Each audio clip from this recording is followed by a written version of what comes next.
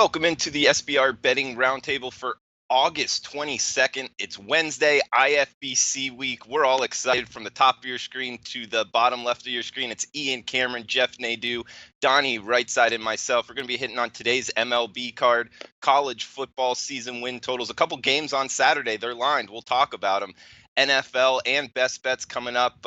Ian Cameron, top right. Follow him on Twitter, @Babano, his work at sportsmemo.com. What's on your mind, buddy?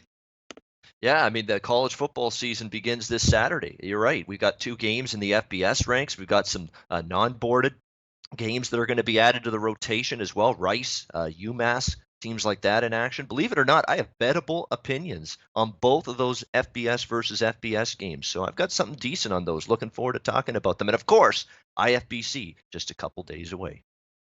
Absolutely. And one of the panelists on the college football panel, Jeff Nadeau. Give him a follow on Twitter @Jeff Nadeau. He's the big man on campus. Welcome in, Jeff. Hey, Drew. Always good to be on the roundtable. Looking forward to talking college football. Yeah, me too. And we'll also talk some NFL. Last, certainly not least, Donnie Rightside, one of, if not the best handicapper in the NFL that I know. Follow him on Twitter @RightSideVP. His work at DonnieRightside.com. Donnie, what's on your mind, buddy?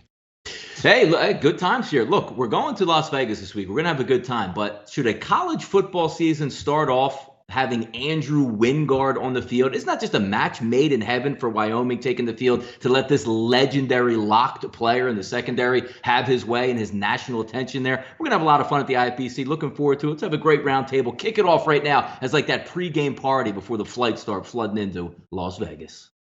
Absolutely, man. Yeah, let us know what you want to hear on the chat box. And if you're coming to the IFBC, when you're flying in, all that stuff, feel free to chime in. Guys, let's start off with MLB Opinions. Ian, I know you've been putting out plays of the day for SBR. Do you have any bet on or fade teams or pitchers you'd like to throw out there to the watchers? Yeah, I mean, bet on teams right now, you got to pretty much stick with the 2 obvious ones, one in the AL, one in the NL. Oakland Athletics in the AL, all they do is win, win, win. St. Louis Cardinals in the NL, all they do is win, win, win.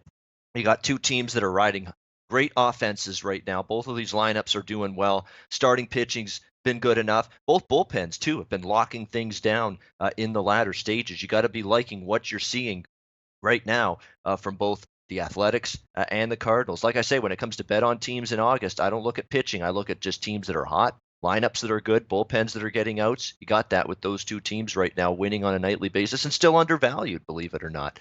Oakland, they're starting to catch up a little bit now with the prices, but for a long time, they were undervalued for quite some time.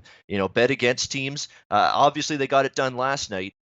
The Washington Nationals, but I think long-term going forward, still going to be a bet against team. You see the writing on the wall. David Murphy traded, Matt Adams traded. They realized the division hopes are floundering at this point in time, looking to do a retool. Bryce Harper's future in D.C., a big-time question mark. So the Washington Nationals, to me, look like they've waved the white flag, the surrender flag. Don't be fooled by that loss last night. There's probably some pain coming for the Nationals in the last month of the season. Yeah, interesting. You bring up the Oakland Athletics, I believe neck and neck there in the AL West with Houston. Donnie, what about you? Any bet on or fade teams or pitchers you want to throw out there? Yeah, I'm going to look at some pitchers. 2 guys obviously going in the opposite directions. One is a nice surprise. First off, if you're looking just like a bet on team, if you're looking at Oakland, forget about the team. How about a bet on pitching staff that's not supposed to be a bet on pitching staff at this point? And I'll go with the nice acquisition that damn near cost the Oakland Athletics nothing. How about Mike Fiers out there going out to Oakland and turning heads? 4 straight W's overall, 20 innings, his last 20 innings, folks, 3 earned run Mike Fiers has given up, and his last 7 starts combined a 2.10 ERA. We're not talking about Verlander stats. We're not talking about Chris Sale stats. We're talking about Mike Fiers. When you want additions at the trade deadline or waiver wire line to help you down the line in a divisional race or maybe to get you in the wild card, how about a guy that's coming up big like Mike Fiers, somebody certainly that you want to take a look at as a bet on guy? And then we flip the page and go to the fades out there. There was one team yesterday that, even though they won, the Washington Nationals pretty much threw up the white flag. But it seems like this pitcher from the left-handed side for the Washington Nationals threw up that white flag a few months ago. Who are we talking about today, folks? Mr. Regression that everybody waited for, Gio Gonzalez. 2-10 in his last 12 starts, 4.51 ERA on the season, and it only gets worse over his last 7 starts, close to a 7 ERA. Not much to look forward to with the Nationals. A lot of people still like to bet the Nationals because they come in as a favorite each and every night, even if it's still that they're third place in the NL East and waving the white flag. Take a look at Gio Gonzalez next time he's on the mound. Looks like a complete fade right now. Yeah, he's kind of lost it with his age. And Ian, you bring up the Oakland Athletics out there in the AL West. What do you think about Houston? They're getting Jose Altuve back, and they went 8-13 without him. You think they could be a bet-on opportunity here in the short term? Yeah, one point I want to make about Mike Fiers. It's a great point. He's been excellent with Oakland, and I cashed an over with Texas and Oakland on Monday night with no thanks to Mike Fiers. He was excellent in that start against Texas. Oakland got all 9 runs for me in that game, 9-0. I got over 8.5, so very thankful Oakland took care of business for me. But yeah, you mentioned it with the Houston Astros. Obviously, Altuve, getting him back is going to be huge. You know, Correa's been on the DL for a period of time. There's been a lot of, and George Springer's not exactly hit the way we think he's capable of at times this season. We can't discount the Houston Astros. I want to see what they do in September, Drew, because if they're still struggling and they're still sputtering and they're still inconsistent and having trouble stringing a good win streak together in September as the playoffs approach, then I'm going to start getting a little bit more concerned. How about the Osuna dynamic? You know, is there a potential that maybe his presence on this baseball team has sort of splintered the locker room or the clubhouse a little bit here? Because you got guys on both sides of the fence. We like the guy as a closer. He's got great stuff, but then how can you reconcile that with the players on that Astros team that think, hey, can't have someone that, you know, is going to be abusing women on our baseball team? That's just a no-no. So you got to reconcile the fact that he's got great ability with what he's done off the field, the mistake he's made. And you wonder if maybe there's some friction with some teammates that feel strongly about that issue with Osuna one way or the other. Okay, and Ian, we got a game tonight, the late night game. It's 9-6-1, 9-6-2 St. Louis LA. It's your bet on team, the St. Louis Cardinals. You like them tonight, Flaherty versus Buehler. They're catching what, almost plus 150 right now in the late night game. Any opinion on tonight's game? Yeah, no problem taking St. Louis, none whatsoever. Usually I try to shy away from situations like this where teams trying to avoid, 3 straight losses, especially at home to the same team. But you can't deny what the St. Louis Cardinals are doing right now, and you can't deny that this offense for the LA Dodgers has been a massive underachiever, despite getting Brian Dozier, despite getting Manny Machado, despite having Cody Bellinger and Justin Turner. This should be a much better offense than they've been, and we haven't seen any sort of evidence of that lately. They've been shut down for the most part. They had a couple outbreak performances against Seattle on the road. Other than that, their last 10 games, you're seeing a lot of 1s and 2s and 3s for runs scored game by game for this Dodgers team. It's an underachieving offense. Jack Flaherty's been solid for this Cardinals team. 3.05 ERA, 3 ERA on the road. Cardinals 3-0 in his last 3 starts. I understand, Walker Buehler, he's pitched okay here for this team, but there's no question about it. He is overpriced, and this team is overpriced right now. They're scuffling. Buehler's got good stuff recently, but St. Louis is hot. They've been winning with Flaherty. They're catching a nice price here. Yeah, no problem taking St. Louis at a plus price one more time. Yeah, it is interesting to see the Cardinals catching this type of price. Donnie, do you like him in this spot as well? Yeah, look, most people are going to be Dodger backers because when the gambling public takes a look and says every single night you see that Dodger lineup out there and they rake, but Ian is right. You can't, like St. Louis Cardinals over the last month, you're looking at names out there that you're not really used to, the Harrison Baders of the world that are dominant both in the field and at the plate with weighted on base average. It's a nice team. They're getting back to the fundamentals. It's amazing, isn't it, when you fire a buffoon who is your manager and all of a sudden you start playing better baseball, making the right decisions out there. It's not that hard to be a baseball manager. Case in point, the St. Louis Cardinals right now. But you're right, looking at the price, it's hard to pass up Flaherty. I actually have a different direction I'm looking in this game, similar to last night. We'll leave it ended up 5-2, stayed under the total. I think both of these pitchers in a pitcher's ballpark will be able to keep the score low because it does have some dynamics that you're looking at. 2 teams fighting for playoff spots, so runs are going to be at a premium.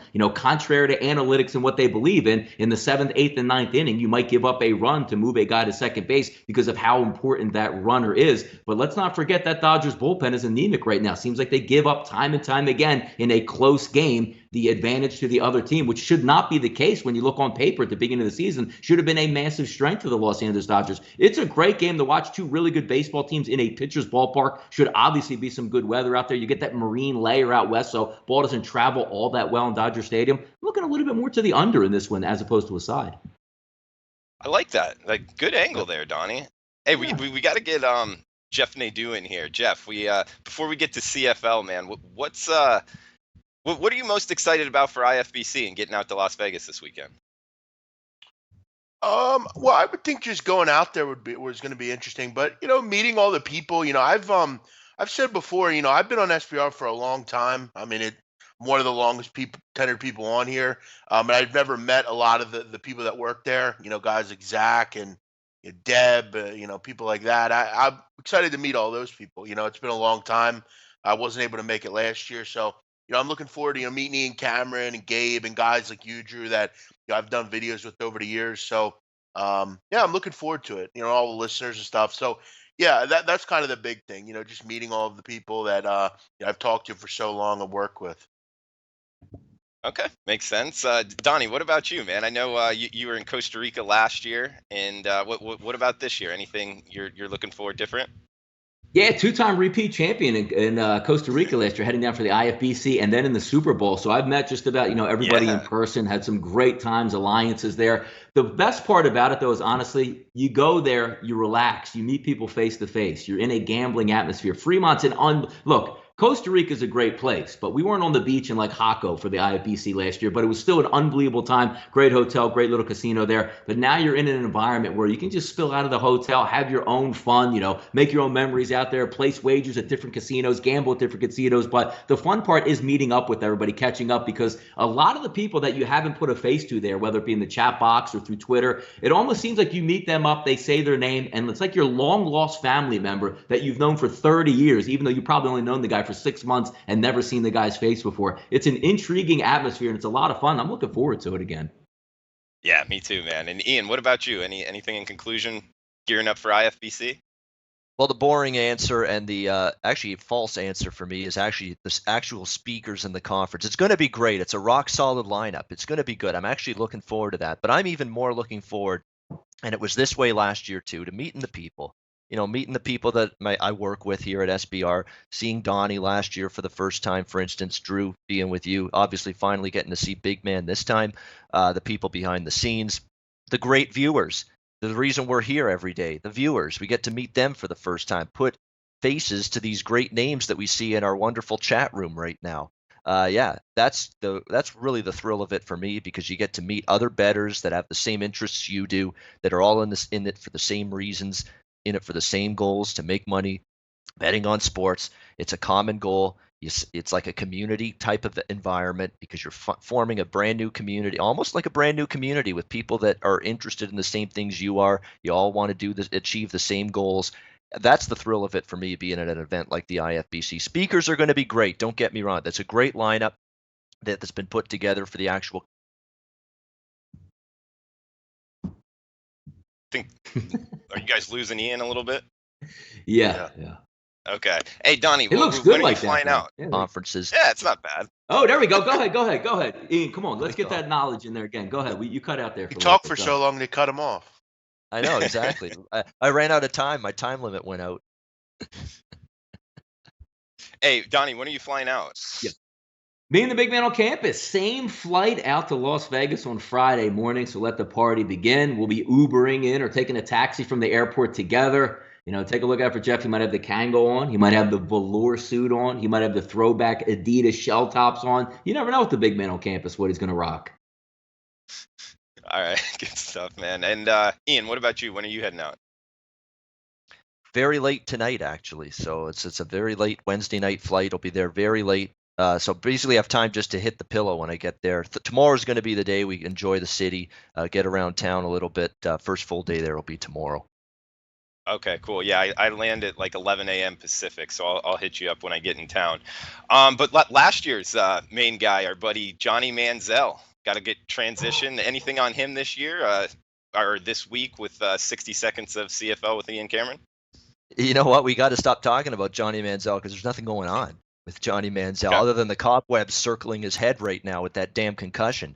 He's still in concussion protocol right now, currently with the Montreal Alouettes, and he will not play Friday night against the Toronto Argonauts. This will be the second game in a row he's missed with that concussion. So this poor bastard, he can't get on the field with Hamilton because Jeremiah Masoli's their starter. Gets traded to the Montreal Alouettes. Surefire going to be a starter every game with that miserable team. And sure enough, he's injured now with a concussion and now going to miss 2 games in a row. So it's not going well right now, this little CFL experience for Johnny Manziel. So it'll be Antonio Pipkin, the Tiffin University star, once again at quarterback for the Montreal Alouettes in this game. He didn't play that badly last week against Edmonton. The bigger problem for Montreal is a defense that's given up 40 points or more 4 times in 9 games this season. That's not very good by any stretch of the imagination.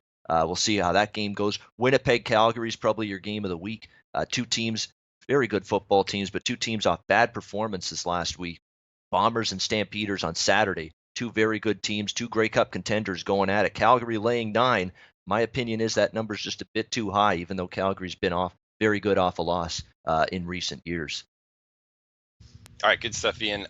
Jeff, want to get you in here. We got bettable games for IFBC Saturday. It's going to be an exciting time in the sports books. We'll probably all be watching together. It'll be really fun and have action either way on these 2 games. But want to start off with you, 293, 294, Hawaii, Colorado State, the first game on Saturday. Looks like 56, 55.5 the total. 14, although Pinnacle showing a 13.5, that could be a leading indicator here where the money's going to start coming in. I know Colorado State was a team you kind of had a beat on last year. How are you feeling about them week 1 this year? Oh, I have some major question marks about them. I mean, Drew, when you have a team that's rebuilding, supposed to be on the defense, I mean, this is among the worst defenses in the country last year. I mean, this was a horrendous team that gave up a lot of points, and now they're rebuilding. I think they're going to have some major question marks on defense. You have to wonder if they're going to be able to get any stops. Second of all, I've talked, I think, Ian Cameron about this and others. You look at their quarterback situation. I mean, Carter Samuels comes in from Washington.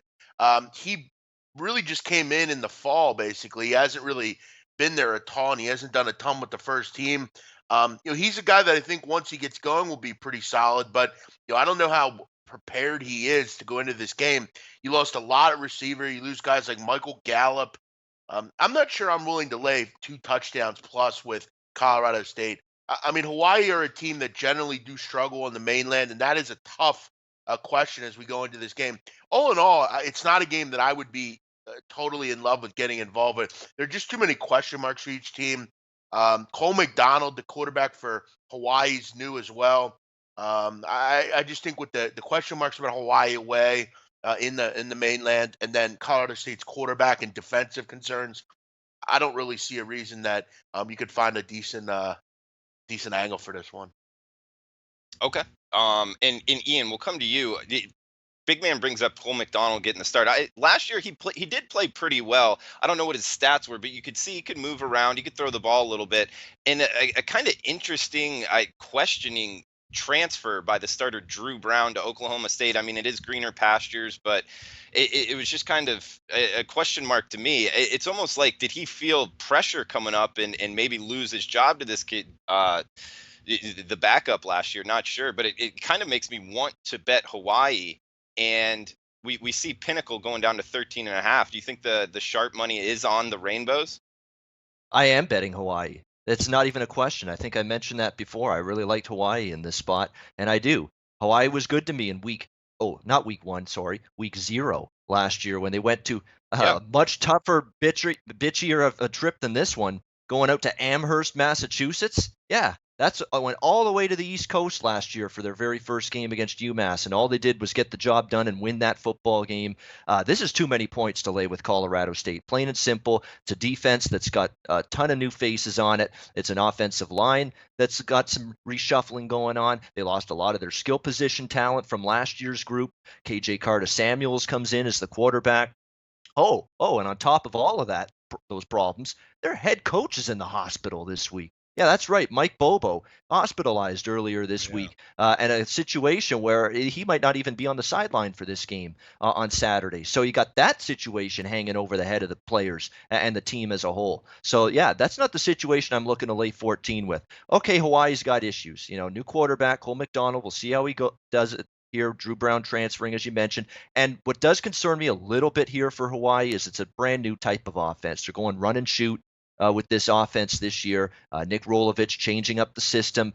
And from what I've seen, it could be a little bit of an issue here for Hawaii offensively. And I read some kind of report in Colorado State's practice that their defense completely shut out their offense in a scrimmage last week. So you talk about KJ Carter-Samuels maybe needing some time to get this offense going and get on track. That could be the case. When your defense is pitching a shutout against your offense in a scrimmage, you got some problems, obviously, offensively. So I like Hawaii. This total has actually gone down a bit, and I kind of agree with that. I mean, it's very difficult sometimes to bet a Hawaii game under the total, and I have had no luck with unders, as I've talked about yesterday on the CFL show. I bet an under, and it blows up in my face half the time. But this makes some sense to me that people like this game under the total. I think Hawaii's offense with a new system and scheme could take some time to gel, and Colorado State really could take some time to gel. O-line questions, skill position questions, new quarterback, coach in the hospital. So yeah, the under makes some sense, and I do like Hawaii here, plus the 14. Hey, Drew. Yeah, go ahead, big man. I think one thing also about Hawaii that we have to discuss is they went out and got a new defensive coordinator, Corey Batoon. He was at FAU, the shirt Donnie's sporting there. He did some real good things with that defense last year, and I wonder if he could come over and make some changes. We've seen some coordinators, particularly you look at guys like guys over at New Mexico State, Spaziani. He came in there and made a wholesale change on that defense coming over from Boston College. You would wonder if Batoon comes over and does some good things with that unit at Hawaii. Hawaii's been a defense that over the years has been poor. You would hope and think that he would come over and make a nice little change. They have a good linebacking unit, so that might be another solid reason they should be better defensively. But there are a lot of question marks with this one. Yeah, and Donnie, coming to you, man. Both Big Man and Ian have talked about Hawaii on the mainland. Although Ian brought up against UMass last year, it was even a worse travel spot. However, you got to bring in the fact, I believe anyway, it's week one, meaning it's not like a rush to get there in the time zone as much. They're able to get there a little bit earlier, and I don't factor in as much week one. Overall, anything on that? And do you have any opinion with the Hawaii Rainbows catching 2 touchdowns? It's a great point. There's a lot of factors that come into this. I mean, just forget about how you open up a season. You're practicing all summer long. And let's not forget the same thing in baseball and every sport. It's opening day. Everybody has grand expectations. We can make a run. We can win the national title. We can win the division. We can, fight for a bowl game this year. Let's have some fun. It's a new regime. We're all excited for the game to start. And also, you look from the Colorado State standpoint. If your head coach isn't on the sideline, that's a pretty big deal if you take a good coach away from his football team, especially when they're in the middle of camp and you're going into the first game where everybody's not used to playing together just yet, and your head coach isn't going to be a stabilizing force. But Drew, the best point that you bring up there is that Hawaii, where do you try to pick on Hawaii, and where does Hawaii have good spots where you say, all right, well, they have to go to San Jose State and they have to fly back, so you have all that travel and waste. It's midseason, you're banged up as it is already, but you're fresh coming out, you're flying in. You might come in an extra couple days early, you might even stay a day later at this point, because I didn't even look at the future schedule on what they have next. But all the times where Hawaii comes to the mainland, you're looking at an attrition value, which you don't have here. They're fresh coming in. And if you're looking at Colorado State, yes, they're the better football team. They're at home, but there's a lot of moving parts on that side as well. You like to pick spots on schedules that make sense. And that whole Hawaii travel, the same thing that can go in reverse, where a team that's played a lot of tough football then flies out to Hawaii, then has to fly back. How are they going to handle that? It's a great point by you, Drew, there, because Hawaii, under normal travel circumstances, you want to try to avoid them, but that's not going to be the case this time. Yeah, Donnie, good stuff. And it cashed last year as far as betting Hawaii week one, and then and I remember, they kind of fell off the mountain. I remember they got out to UMass last year very early. They made sure they got out there, I think, almost a full week prior to the game. And from what I've read, they left for Fort Collins there in Colorado yesterday. So it's a situation where, which is Tuesday. The game's on Saturday. So they're going to be acclimated. They're going to be well adjusted to be in there in Colorado. They're going to have some time to maybe get one more practice in before the game. So yeah, Hawaii, this is the one week where that road and that travel situation is just not as big of a deal as it would be in the middle of the season.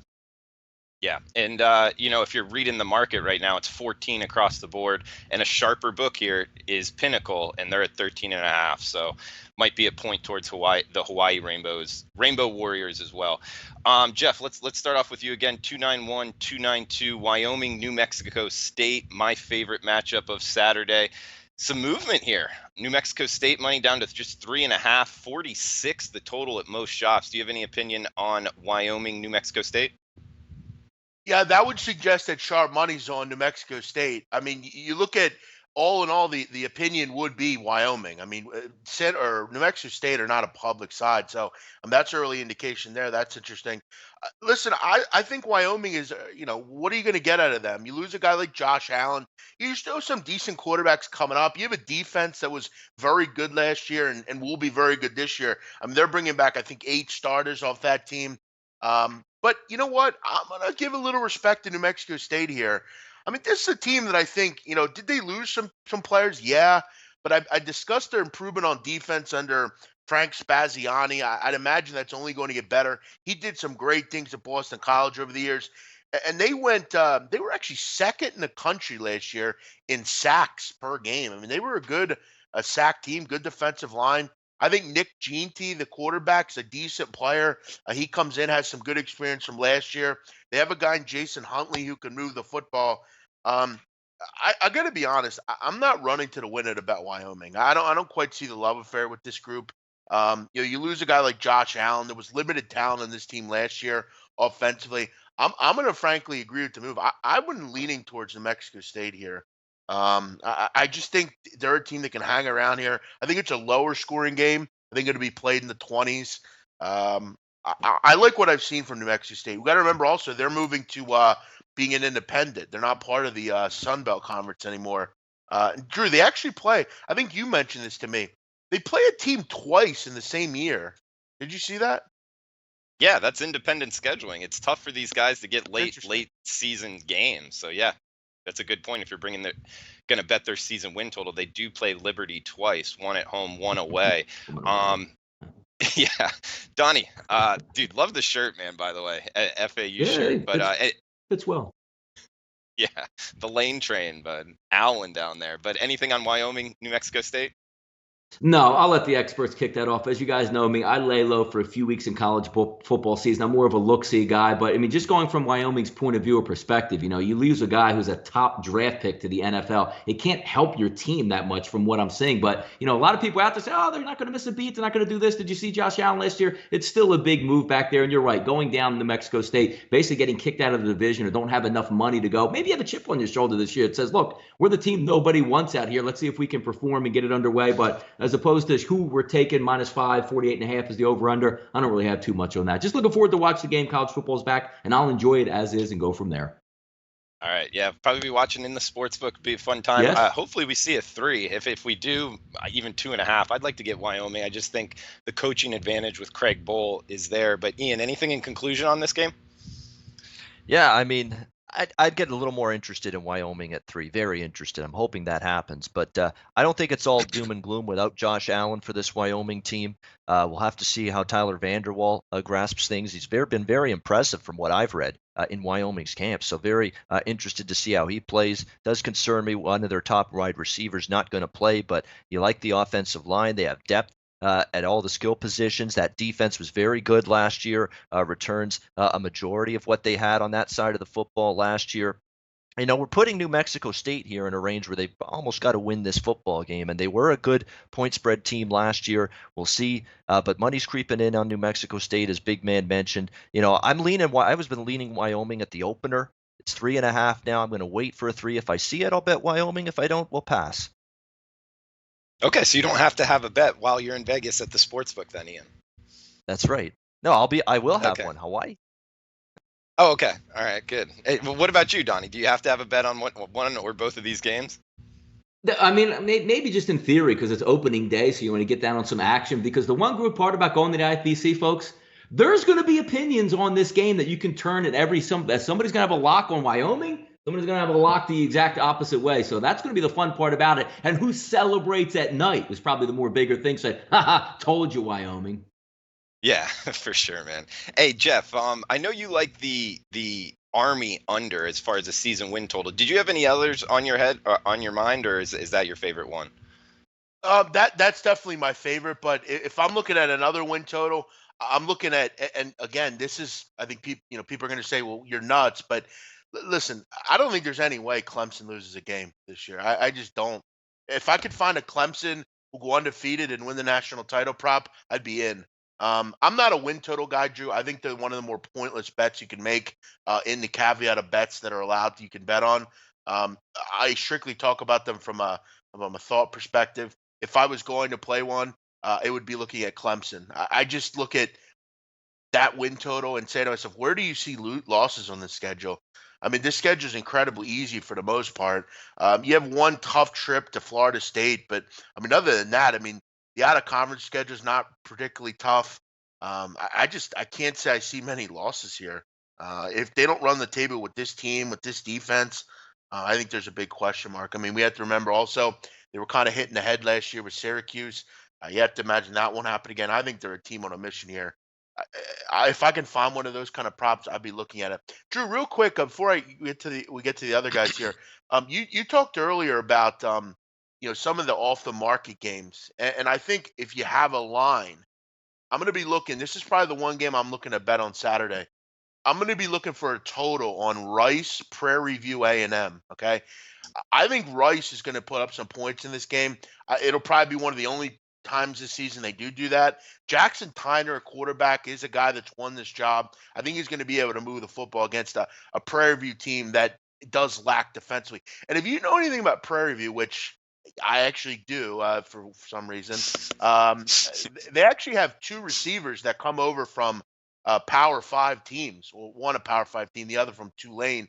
They bring over some solid receivers. Dewanya Tucker out of the backfield, a scat back that they can move the ball with. I think they're a team that will score some points. I don't think they're going to score 30 or 40, but I think this is like a 48-24 type of game. If I can get a number, in the mid 60s, I'm going to probably look to go over the number. I think this is one of those wild games that we see. These two teams actually played each other in 16, and it was 65-44. So, again, two teams that I think are pretty poor. I think they kind of just cancel each other out. Rice should be able to move the ball on a team that's obviously, the athletes are just aren't as good. All right, so Rice, Prairie View over the total, anything, I guess, less than 65? Yeah, we'll try to find a number on it. It'll probably be pretty difficult. I mean, we probably won't get it until the day of. But, yeah, I mean, I think we see some points in this game. I think Prairie View will move the ball a little bit. I don't trust at all Rice's defense. So, yeah, I love that, man. No, good analysis there. I'm going to bet that just off of what you said. But good stuff, man. Donnie, what about you? Anything season win totals for college football, or no? Just wait till NFL. I'm just sitting and waiting on it. You don't want to hear an opinion that's just going to be something thrown out there that said, hey, look, Temple's my local team. I'm going to take them over the total. I haven't even got that far in college football. Again, like I said, I'm a look-see guy in that you don't want my opinion because I would be riding with the public on what everything looks with public perception. I haven't seen the teams. I don't know who's going to start at quarterback. I don't know who's going to play well as a freshman at this point. I'm going to wait a couple weeks before we dip in on that. Okay. And Ian, anything to close out college football and season win totals? Yeah, a couple overs. Utah Utes. Over Yes. 7.5. The more I'm starting to read about this team, the more I'm starting to like what I'm seeing. I'm liking the way Tyler Huntley's grasped in fall camp this new offense. It's going to be a spread-heavy offense. They bring in Troy Taylor from Eastern Washington. It's going to open up the playbook a little bit. It's a situation where he's walking into a good spot here. 4 offensive line starters are back. And it's going to be Kyle Whittingham's typical staunch Utah defense, especially up front, in the trenches. They're going to be solid. The schedule's a little bit tricky for them, but they got Arizona and USC, the two big teams they'll be fighting with in the Pac-12 South at home. I think that's big for the Utah Utes. I think they get over 7.5. And Boston College, I think Anthony Brown in that offense, going to take a step forward. That defense as well should be pretty solid for that BC team. Their schedule, they at least draw a little bit more of a manageable one compared to some of the other teams in the ACC. So I'm looking at 2 overs. I'm looking at Boston College over 5.5 was the win total last I looked. Utah's a split number, 7 in some spots, 7.5 in others with a plus price. Either way, I think Utah can get to 8 wins or more this year. Yeah, I like your Utah Utes. I'm going to bet it as well when I'm out in Vegas. A couple things, Ian. One, the Pac-12 South, it's so wide open. They could win, and so there's a lot of winnable games, which I like to bet overs on. And also Tyler Huntley. I think this guy's really underrated. He was injured last year, but it brings up a handicapping question that I've wondered, because I've started to do this really this year, because last year we would see a team have an injury at quarterback and then it would just kill them. We saw it with Buffalo with 2 quarterbacks go down, and they were just a different team last year. So how do you handicap a quarterback injury? Because the way Huntley plays in the Pac-12, it is a Power 5 conference. If he plays all wild and running around everywhere, he's likely going to go down at some point in the season. Do you bring that into the handicap as far as season win total betting? You could bring any injury to any quarterback on any team into the handicap prior to the season. When it comes to season win totals, you're always going to have that injury risk. There's no question. You could have a quarterback go down. You could have a key O-lineman go down. You could have a star wide receiver go down. It's just something that you hope doesn't happen.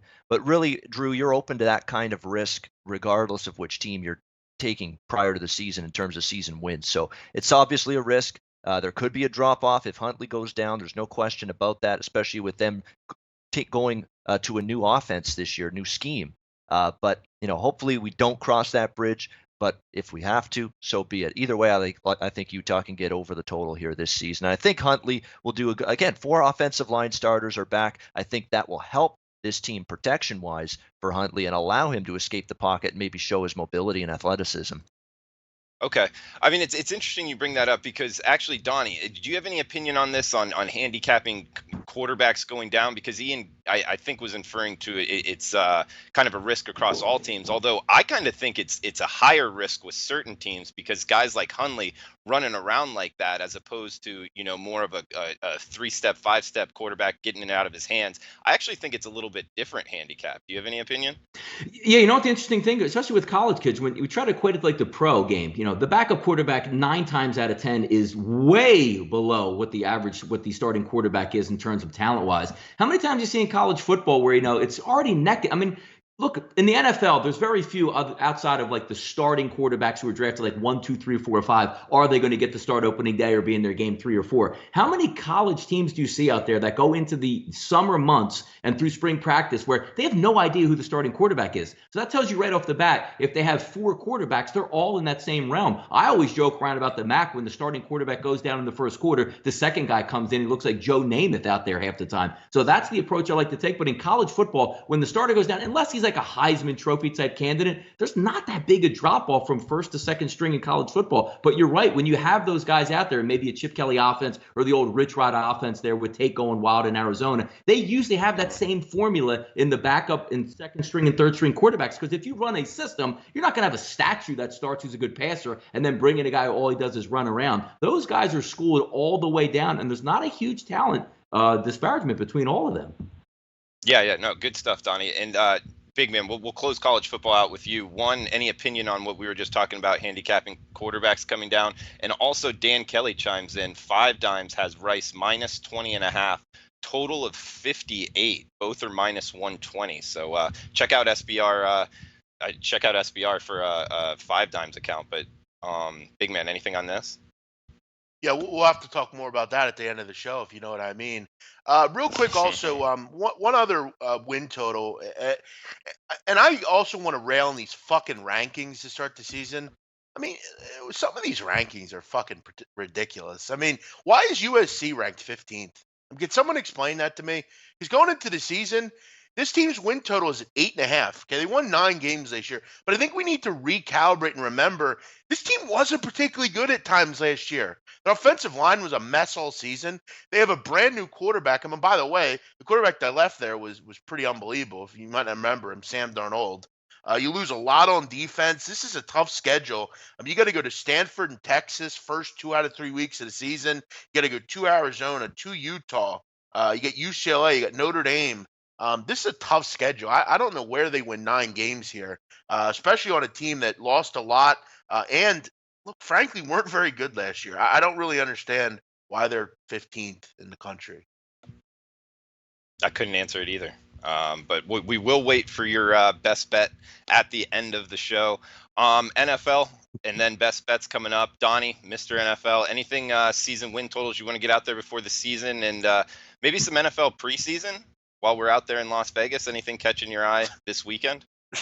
I mean, you know what the hard part is, because week 3 is the one week in preseason that I actually like to pay attention to. And I've watched most of the games, NFL Rewind. If you don't have it, it's a fantastic tool. Get the condensed version. You can watch the first half of meaningful football in like 5 to 10 minutes and just get a good feel for what some of these guys are doing. So I can't stress that enough. But taking a look at preseason week 3 gambling wise, no, I won't be gambling, but I will be watching. You want to see some injuries out there. Teams are actually going to let their starters play for a first half. So you have some semblance of football to watch and take hold. And as we know, week 4 of the NFL preseason is a travesty, and the NFL should be sued for some breach of agreement where I have to pay full price for my tickets for the NFL for that Jets-Eagles game right around Labor Day where nobody plays in it, but yet I'm going to pay a few $100s for that ticket. But if we take a look at season win totals, I don't want to get into too many teams. I'm going to get into one team where I think it's a little bit low, and a lot of people are down on this football team. But when you overall look at the win total of this team, look at the division they play in and the schedule they have, I actually think it's doable, folks. We're going to go down to South Beach and pick on those Miami Dolphins. Folks, it's a 6.5 win total out there. We're talking about a division that's probably going to have the Buffalo Bills starting a rookie quarterback and the New York Jets starting a rookie quarterback. And we all seen the New England Patriots when their struggles, when they come down to South Beach, that's always a winnable game for the Miami Dolphins. If we take a look at the schedule, the way it opens up, Tennessee at home, at the Jets, Oakland, at New England, Cincinnati, Chicago, and Detroit at home, the Jets at home, all before the bye week. We're not asking for the Miami Dolphins to win the division. We're not asking them to win 9 games or 8. They have to win 7 games. They have a starting veteran quarterback coming up. Say what you want about Ryan Tannehill. He's decent. A good set of wide receivers, decent offensive line, good set of running backs out there. If the defense can play a little bit of football, adding in Fitzpatrick back there, Raekwon McMillan's back, I think they're under the radar. Not the challenge for the division, because unless Tom Brady goes down, nobody's challenging for that division. But if you're asking if the Dolphins can get the 7 wins, I think they can. Yeah, what would you set their? Would you bet it over or under 4-2 their AFC East record at the end of the year?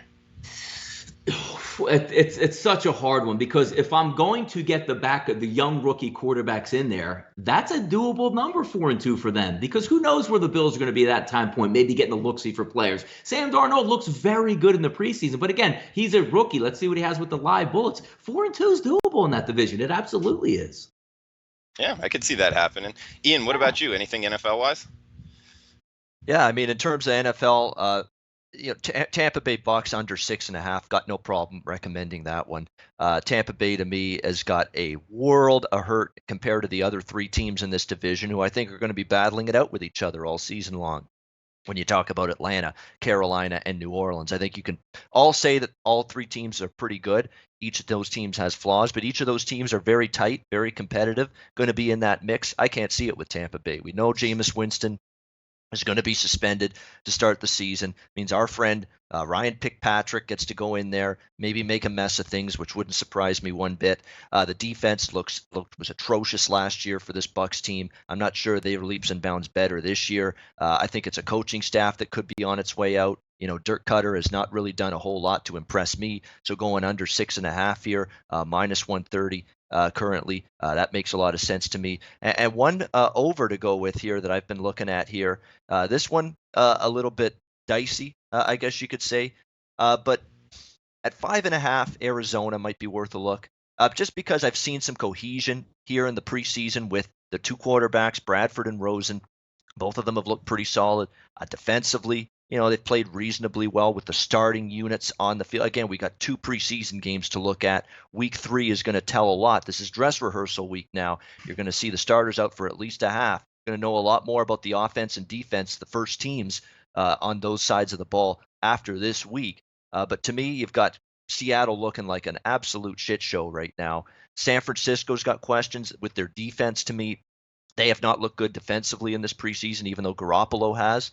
Obviously, the Rams, the team to beat in that division. I think Arizona, all you need is 6 wins out of them. Bradford's looked comfortable in this new offense, and the new coach looks like he's got the players listening and buying in so far early on here in preseason and training camp. So I'm going to go Arizona over the 5.5, which is about minus 160. We'll go Tampa under 6.5 at about minus 130. Okay, good stuff, Ian. And Jeff, anything in conclusion in the National Football League? Yeah, I got one over, and I'm starting to see the light. And you can all laugh at me all you want, but I'm gonna rock with them. I think Cleveland wins 6 games this year. I'm starting to see the light with them. I look at this team and I say to myself, I mean, you look at last year; they were actually pretty good defensively, and we all know that they made some moves that's only going to fortify that. You look at on offense, they have a solid quarterback at this point. So all you want about Tyrod Taylor, but he did take the Bills to the playoffs, and they had a pretty good season last year. You have some real weapons outside now all of a sudden in Jarvis Landry. You went out and got, Carlos Hyde, who's a pretty good running back. Who knows what Josh Gordon will give you? Maybe he gives you something. I don't know. Again, we can laugh and cry and have fun with them, but I think they're a better football team. I think they can get to 6 games. Look, are they going to win 8 or 9 games? No, of course not. Are they going to make the playoffs? No. But to say that I don't think they can make a nice shot up with some of the moves they made, there's a lot of good football players in this team all of a sudden. Do I go out and say that they have better talent on their team like Michael Kendricks did and say they're better than the Eagles? No, that's ridiculous. But I think they're a team that can make some moves. They have some winnable games in the schedule. I think they can get to 6 games. Okay, good stuff, Jeff. And Donnie, we got some guys coming back at you about this Dolphins. Yeah. Brock Osweiler, the backup. Are you factoring any quarterback injury into this, or? Well, I mean, if you factor any quarterback injury, you're going to lose. I mean, Tom Brady and whether they're going to win 11.5 games, they're not going to win 11.5 games. If you lose your starting quarterback outside of those Philadelphia Eagles, your season is usually going to end up in the wash anyway. But sometimes you have to sit back and take a look at how bad of a football team you have to be to win 5 or 6 games in the NFL. How bad were the Indianapolis Colts last year? They got 4 wins. The Bears couldn't get a first down to save their life with a rookie quarterback. The Bears, with no wide receivers and no help, won 5 games last year. So when you take a look and you say, well, the Dolphins stink, we're not saying they're winning the division. We're not even saying they're going to have a winning season. But the fact that you have a 6.5 out there, even take a look at the Arizona Cardinals last year, lose all multitudes of quarterback, lose their best running back opening day, and somehow squeak out 8 wins last year. That team was horrific and won 8 games. It's not about winning the division or what looks pretty. It's just about value. Yep. 7 games in the NFL. You roll out of bed and win 4 games in the NFL in the NFL at this point. So that's my only point on the Dolphins. We're not saying they're world beaters, but they can get to 7 games. Unless you're the Cleveland Browns the last 2 years. Yeah. Yeah, well, I mean, if you have a quarterback that just is going to be a rockhead in the red zone every single time you drive down like Kaiser was, and you have a rockhead for a head football coach. But I like Jeff's point there. When you look, there's talent in Cleveland at this point. But sometimes when you get out on the field, you have to crawl before you can walk. This team isn't used to winning. That town's not used to winning. Sometimes you can't just say, all right, let's get out there and say, we're going to make a playoff run. What are they, like 1-35 in the last 36 games? Got to crawl, take those baby steps out there, because when that game is 14-14 in the fourth quarter, 21-21 in the fourth quarter, the Browns are used to losing that game. So overcoming that tide is going to be interesting to watch. And Donnie, Ian brought up Garoppolo, San Francisco. Anything on them? Would you look to bet on them early? Yeah, you know what's interesting about the Garoppolo team? Because now you have film on them, right? At the end of the season, they caught some teams that were looking forward to the playoffs, the Jacksonville Jaguars, people like to point out. I won some good money last game of the season. They played the Rams. They weren't playing anybody in that ball game. So they did get a little bit ahead of the curve. I don't know if they're as talented as they should be, but again, you're banking on a quarterback. When Max Scherzer goes out there for the Washington Nationals, it doesn't matter if me, Jeff, Drew and Ian are out there playing first base through shortstop, because the ball's probably not even going to make it to us anyway. Looking at Garoppolo, their future is bright. But a lot of people are relying on the team this year to really jump and take that next step. Now that there's film, teams had an entire offseason to take a look at Kyle Shanahan and Jimmy Garoppolo together. I'm interested to see how it comes out, because I like their offense. I like their philosophy. I like Shanahan as a head coach. But there's film out there. We've seen in the past. How about the Wildcat runs wild? All of a sudden, after one offseason, the Wildcat couldn't even get a yard after that. Chip Kelly surprises everybody in Philadelphia. He got some tape on him. His offense was obsolete. These defensive minds out there are geniuses. Give them 6 months to get ready for an offense. They'll be ready for it. And Jeff, I know you like Garoppolo both on and off the field. Anything on betting on him early in the season? Well, I think he's going to kill it like always. I mean, what would you think any different? I mean, that's just what Jimmy G does. He just fucking kills people. That's what he does. Yeah, I'm excited about them. I think they'll be better. I think you never want to be that team that everyone loves and everyone's going to be all over, but I do think they're much better. I wonder still. I think they're a little lacking at the receivers positions, but they have two solid guys. I guess you can kind of deal with, and the running game's okay. So yeah, I think they'll be fine, but they'll take their lumps. Jimmy will take his lumps as well. But I mean, he'll get through it. He's Don. I mean, come on. I mean, how can you hate Jimmy G? I mean, seriously. No, nobody. I don't know. How can you hate Jimmy G? He's, and just put it this way. They got him for a second-round pick. You got Jimmy Garoppolo for a second-round pick. Maybe Bill Belichick getting a little bit long in the tooth out there, just handing over the keys to a franchise quarterback for a second rounder. That's amazing, man. Yeah. Guys, good NFL talk there. We got to get the best bets, close out the show before the IFBC. Ian, why don't you lead us off? Follow Ian on Twitter at Babanos, work at sportsmemo.com. What do you got for best bets, bud? We're going to fade a team that is completely and utterly lifeless at the plate right now. I had a winning wager against them last night. We're going to have another winning wager tonight, hopefully against them tonight, and that's the Pittsburgh Pirates. Their offense is dead, completely and utterly dead right now. They can't score runs. That's all there is to it. They've been shut out, believe it or not, 3 of their last 6 games, and in their other 3 games, they've scored 3, 2, and 1 run. So that's not an offense I can rely on right now. Trevor Williams is not necessarily a pitcher that I can rely on. He actually has been good lately, but as for the season, numbers aren't spectacular. Julio Teheran, I know he can be a little bit of a troublesome pitcher to trust at times, but more so at home.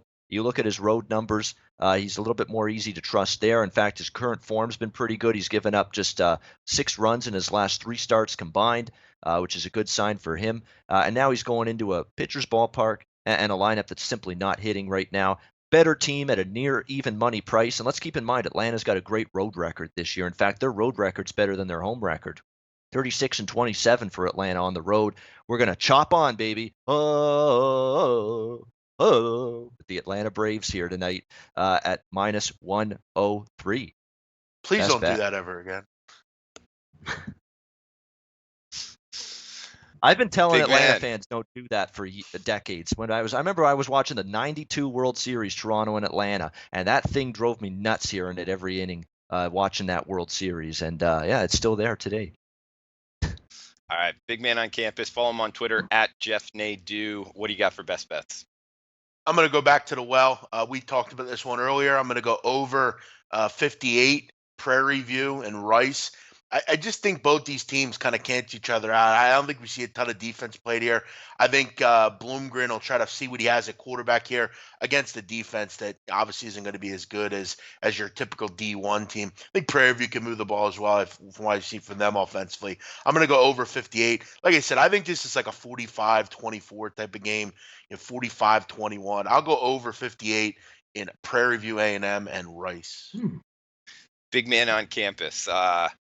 I don't want to bet, throw out there. I've been losing in August MLB here. The 2 college football games I don't feel too confident about. Do you mind if I tail you and we double up on this? Oh. Hey, Drew, listen, all I can ask is that we try to find this game on TV and watch it. That's what I ask. All right. Then I'm doubling up. I'm going over 58. I love big man's analysis, and he knows these small schools. So over Prairie View. Rice 58. We're going 2 units on it, I guess, as a roundtable best bet. Donnie, why don't you join in? Make it a nice menage. No, I will. The one thing I do want to say is the best part about it is this game will be on during the IFBC. Here's what I want to happen. If anybody knows BMOC, you see him hanging out in one of the bars or the lounges or anything, please, if this game starts and they score 14 points in the first 2.5 minutes, I want you to legitimately walk up to BMOC and go, dude, BMOC, great play on the over today, brother. Can you guys please do that for me out there if you see Jeff Listen, at the IFBC? Donnie, I've told people before, listen, there are 2 things that you don't do around me. One of which is do that, because I'll flip the hell out on you. Second of all, if you knock on my door and your name is not Drew, Ian, Gabe, Zach, or Donnie, I'll break your hand. Seriously. Don't knock on my door. All right? Don't do it. Don't knock on my door. If you can find out where I'm at, don't knock on my door. All right, I don't want that. But yes, don't come up to me and say this game's over when it's 14-0 in the first quarter. I hate that. That's the worst. You're putting a kibosh on it.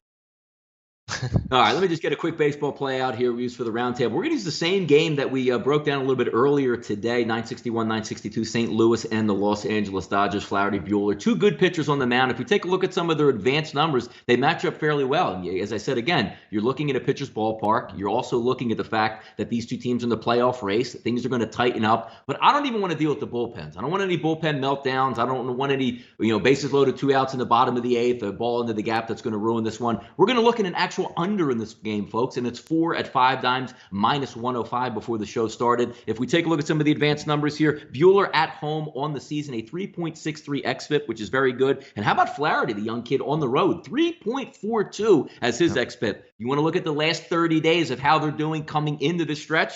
2.97 for Flaherty, and for Buehler, 3.26. Sets up for me early as a pitcher's max. It's going to take 5 to beat us in the first 5 innings. Hopefully team launch angle doesn't have it going with a bunch of solo home runs, but I can easily see this game 1-1, 2-1, 1-0 after 5. Let's go with the under in this ball game. First 5 innings, under 4 in the St. Louis and Los Angeles Dodgers game.